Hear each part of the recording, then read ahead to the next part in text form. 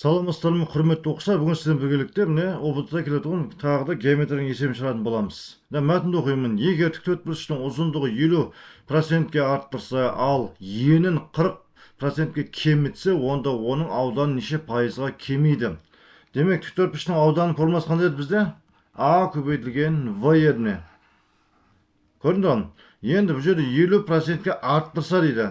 Біз қосамыз 100%-ді, қосамыз 50%, процентті.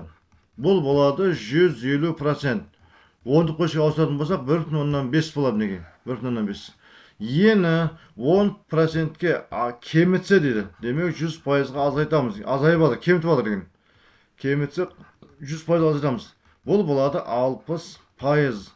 Ондық көшеге ауысатын болсақ, 0,6 болады міне ені. Енді осы екеуін көбейтемін мен. 1,5 көбейтілген 0,6 екеуін көбейтетін болсақ, маған не ол 0,9 болады. Ал 0,9 пайызға ауысатын болсақ, оны 100-ге көбейтеміз. 100-ге көбейту деген сөз, 100%-ға көбейту деген сөз. Сонда ол не болады? 90% болады. Демек, 100%-ға азайтамыз 90%-ды. Сонда не шығады бізде?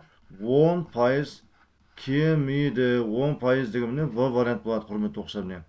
Демек, аудан неше пайызға кемиді деген сұрақ қойылып жатыр неге болса. Демек 10%-ға кемиді. В болады жауабы. Егер де видео ұнаған болса, лайк басып кетіңіздер, құрметті оқушылар.